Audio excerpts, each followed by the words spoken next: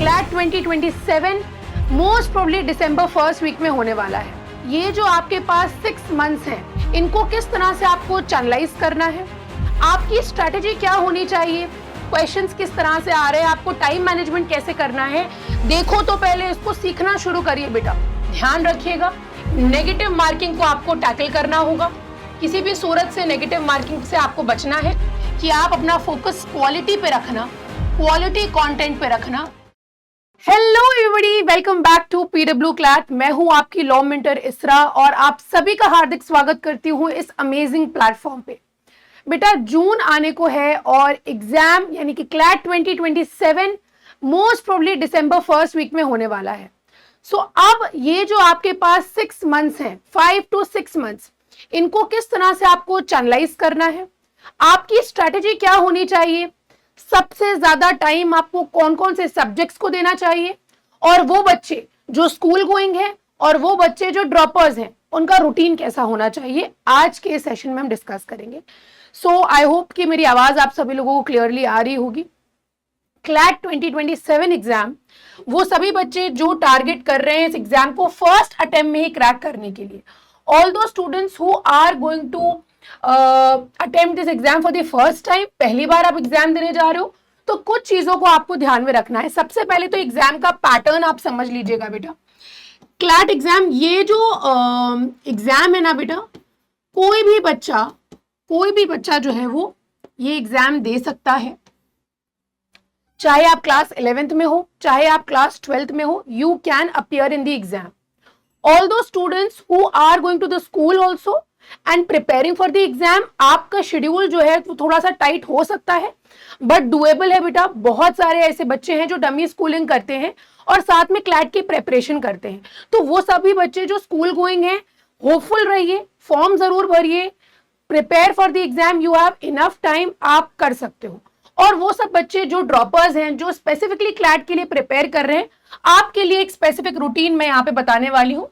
So stay tune till the end. सबसे पहले CLAT exam की बात करेंगे तो बेटा 5 सेक्शंस आपसे पूछे जाते हैं, 5 सब्जेक्ट्स आपसे पूछे जाते हैं। There are going to be 5 subjects, जिसमें सबसे पहले आपसे पूछा जाएगा करंट अफेयर्स, जीके, फिर उसके बाद बेटा आपसे इंग्लिश, फिर उसके बाद बेटा लीगल, फिर लॉजिकल, और बेटा क्वांट यानी कि मैथ्स भी पूछा जाता है। सवाल ये उठता है कि मैम क्या ये सब्जेक्ट सिर्फ अपने उस स्पेसिफिक टॉपिक से ही लिंक्ड रहते हैं, रिलेटेड रहते हैं? नहीं। करंट अफेयर्स और जीके की बात करी जाए, अब इन्होंने रीसेंट ट्रेंड ये है कि इन्होंने स्टैटिक जीके ऐड करना शुरू कर दिया। नॉन कॉपरेशन मूवमेंट कब शुरू हुआ, गांधी जी की डेथ कब हुई, तो ये सब static GK, something which will never change. History, battle of Khanwa, battle of Chausa, battle of Plassey, Buxar की डेट अब चेंज नहीं होने वाली, तो स्टैटिक जीके के क्वेश्चंस भी आपसे पूछे जाएंगे। बात करी जाए अगर बेटा इंग्लिश की, तो इंग्लिश में आपके जो भी फैकल्टीज हैं वो आपको बताती हैं comprehension based questions, vocabulary based, word meanings etcetera, ये सब आपको तैयार करना होगा। इंग्लिश मोर और लेस एक एवरेज पेस्ट ही रहती है, मतलब हर साल देखा गया है इंग्लिश ना तो बहुत ज्यादा हार्ड करेंगे ना तो बहुत ज्यादा इजी करेंगे, so it will be doable. बात करी जाए अगर लीगल रीजनिंग की, तो लीगल रीजनिंग में मैं आपको स्पेसिफिकली बता देती हूँ बेटा, यहाँ पे पीडब्ल्यू क्लैट के प्लेटफॉर्म पे भी होता है करंट लीगल नॉलेज। वो सभी बच्चे जो हमारे पेड बैचेस के बच्चे हैं, उनको पता होगा, आपको लीगल मैगजीन्स भी हम देते हैं, उससे प्रिपरेशन करना शुरू कर दीजिए आप। बात करी जाए अगर लॉजिकल की, यस लॉजिकल में मैं बेटा ये चीज ऐड करना चाहूंगी, एनालिटिकल रीजनिंग। यस, ये पहले क्लैट का पैटर्न नहीं था बट अब एनालिटिकल के क्वेश्चंस भी पूछे जाएंगे आपसे, ध्यान रखिएगा इस चीज का। क्वांट में भी आपके जो बेसिक क्वेश्चंस है, परसेंटेज, रेशियो एक्सेट्रा, ये सब आपसे पूछा जाएगा। बट यहाँ पे एक चीज मैं बच्चों को, यहाँ पे प्लीज आप लोग इस चीज का ध्यान रखिएगा कि दिसंबर मंथ में ही एनएलयू दिल्ली के लिए फॉर्म फिलिंग होती है एलेट की, मतलब एग्जाम होता है एलेट का, क्लैट के विद इन 1 हफ्ते के अंदर होता है। तो आपसे मैं ये जरूर कहना चाहूंगी बेटा, जब आप क्लैट का फॉर्म भरिएगा तो आप एलेट का जरूर भरिएगा, क्योंकि एलेट का जो सिलेबस है वो मोर और लेस जो है वो सेम है। लॉजिकल 70 मार्क का पूछता है, उसी में लीगल पूछता है, लॉजिकल में एनालिटिकल का पोर्शन अलग होता है। मतलब मैं आपको जनरली बताऊं तो क्लैट का पैटर्न कहीं ना कहीं it is very similar to, ये धीरे धीरे करके एलेट के सिमिलर ले आए हैं।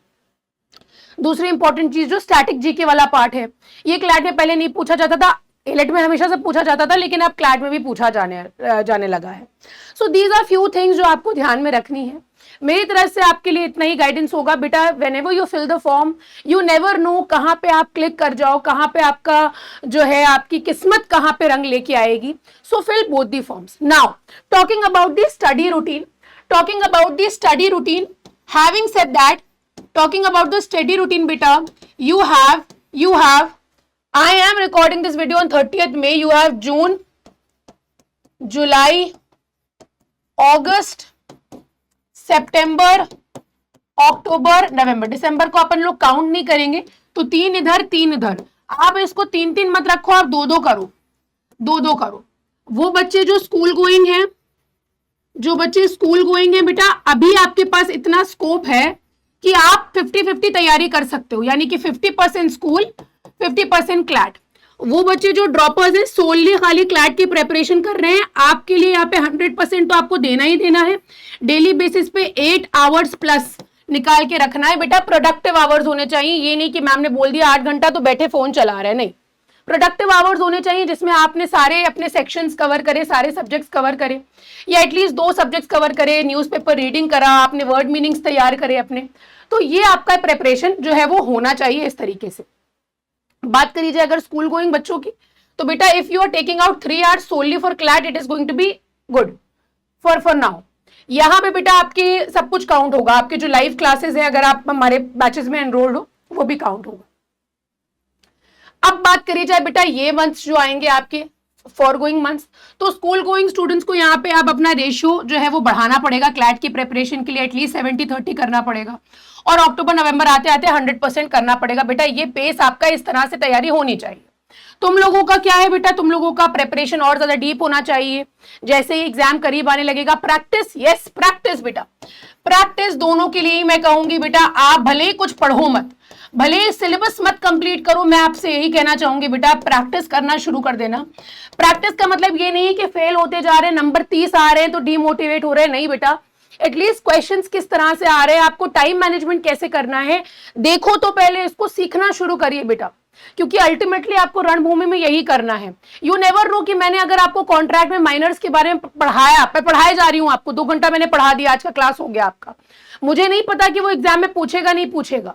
मैंने आपको करंट लीगल नॉलेज पढ़ा दिया, मुझे नहीं पता लीगल का पैटर्न कैसा चेंज करेगा एग्जामिनर, लेकिन अगर आप प्रैक्टिस करोगे तो सब मतलब आप टैकल कर ले जाओगे। तो टैकलिंग की जो एबिलिटी, टैकलिंग की जो पावर है वो तभी आएगी जब आप प्रैक्टिस करोगे। तो इसीलिए मैं फोकस करती हूँ कि बच्चों को प्रैक्टिस करना चाहिए है।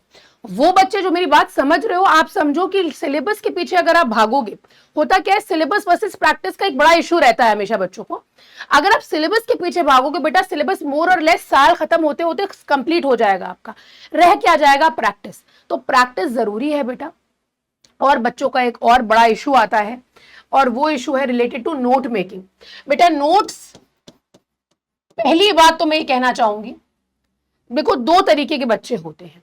एक बच्चा वो होता है जो कि बड़ा ही चतुर है, तैयारी में सबसे आगे खड़ा है, और कुछ बच्चे ऐसे होते हैं जिनको गाइडेंस, मतलब गाइडेंस तो हम दे ही रहे हैं, उस बच्चे को भी दे रहे हैं, लेकिन स्पून फीडिंग, मतलब he wants to ask each and everything. बेटा जो बच्चे यहाँ पे नोट्स बनाने के हैबिचुअल हैं, जिनको क्लास 5 से नोट्स बनाने की आदत है, उनको कुछ भी नहीं याद रहता, नोट्स लिखे बिना उनको कुछ भी याद नहीं रहता, तो मैं आपसे कहूंगी कि आप नोट्स जरूर बनाइए। लेकिन वो बच्चे जिनको चीजें याद रहती हैं, देखो हमारे पेड बैचेस के बाद चाहे फ्री बैचेस हों, उनके बाद आपको पीडीएफ मिलता है, आपको वो सॉफ्ट कॉपी रीड करके चीजें याद रहेंगी, मेरा लेक्चर विजिट करके याद रहेंगे, तो मैं कहूंगी नोट्स बिल्कुल मत बनाइए। So it is like it depends totally on you, आप किस तरह से चीजों को याद रख पाओगे, आपके माइंड में, सबकॉन्शियस माइंड में, कॉन्शियस माइंड में चीजें रहें, ये हमारा क्या है बेटा मोटिव है। तो नोट्स के लिए एक चीज मैं जरूर कहूंगी, हाँ नोट्स होने चाहिए आपके कंसाइज। कंसाइज मतलब आपसे मैं कहूंगी बेटा फ्लो चार्ट्स, या पॉइंटर्स की हेल्प से नोट्स अपने बना सकते हो। लीगल में अगर मैंने 4 बातें बताई हैं, उनके 4 पॉइंट्स बना लो, छोटे छोटे, 2-2, 3-3 वर्ड्स के। ये मैं आपसे जरूर कहूंगी। तो नोट मेकिंग एक स्किल है, और वो स्किल तभी आएगी जब आप करना शुरू करोगे। अब आप सिर्फ पूछ रहे हो कि नोट्स बनाए ना बनाए, बनाए ना बनाए, बनाए ना बनाए, तो मैं कहूंगी अगर आपको नोट्स बना के ही याद रहेगा तो बिल्कुल बनाइएगा, लेकिन पूरी चीज मत उतारिएगा, दूसरी किताब मत बना लीजिएगा, क्योंकि एग्जाम आते आते आपके इतने नोट्स हो जाएंगे और रिवीजन एक बार भी नहीं हुआ होगा। तो मैं इस चीज से फियर करती हूं कि बच्चों के नोट्स पाइलअप ना हो जाए और वो रिवाइज ना कर पाए। इतना मत करना बेटा। छोटे छोटे जब पॉइंटर्स बनाओगे तो आपको पढ़ने में भी मजा आएगा। तो नोट्स के लिए बेटा मेरा इतना ही कहना है। बाकी बेटा इसके अलावा ध्यान रखिएगा, नेगेटिव मार्किंग को आपको टैकल करना होगा। किसी भी सूरत से नेगेटिव मार्किंग से आपको बचना है बेटा। 0.25 की नेगेटिव मार्किंग होगी, 4 गलत तो 1 सही भी चला जाएगा आपका। अच्छा, वो बच्चे जो पूछते हैं मैम सेफ स्कोर क्या होना चाहिए, बेटा टारगेट आपका यही होना चाहिए जब भी आप प्रैक्टिस करो कि आप 100 से ज्यादा नंबर स्कोर कर रहे हो सेफ साइड। जब आप ये टारगेट लेके जाओगे, जब हम ये सोचते हैं कि 9:15 बजे निकलना है, तो हम उसके लिए तैयारी 8:30 से शुरू करेंगे, उसके बाद भी 9:15 बज जाता है निकलते निकलते। तो वही चीज है, टारगेट आप अपना ज्यादा रखो, जितना ज्यादा आपका एम होगा उतना ज्यादा अपने गोल के करीब होते जाओगे। Are you understanding? सो ये कुछ चीजें हैं जो I am very sure CLAT 2027 exam को एसअप करने में और आपको कहीं ना कहीं अपने ड्रीम एनएलयू के करीब ले जाने में बहुत हेल्प करेंगी। बेटा लास्ट में बस एक चीज मैं कहूंगी कि आप अपना फोकस क्वालिटी पे रखना, क्वालिटी कंटेंट पे रखना। क्वांटिटी आपको भतेरी मिलेगी मार्केट में, क्वांटिटी आप जाओगे, आप 100-200 रुपए फेंकोगे, आपको there will be a lot of quantities, आपको नोट्स तमाम जगहों के, तमाम कोचिंग सेंटर्स के मिलेंगे। लेकिन मेरा बस आपसे यही कहना होगा बेटा, एक चीज पढ़ो 100 बार पढ़ो, ना कि 100 चीजें पढ़ो एक बार। इसी नोट पे मैं अपना आज का सेशन यहीं पे एंड करूंगी। मिलेंगे एक और वीडियो के साथ बहुत ही जल्द। तब तक के लिए पढ़ाई करिए, अपना ध्यान रखिए। Wishing you all the very best, take care and अलविदा from my side. Bye guys.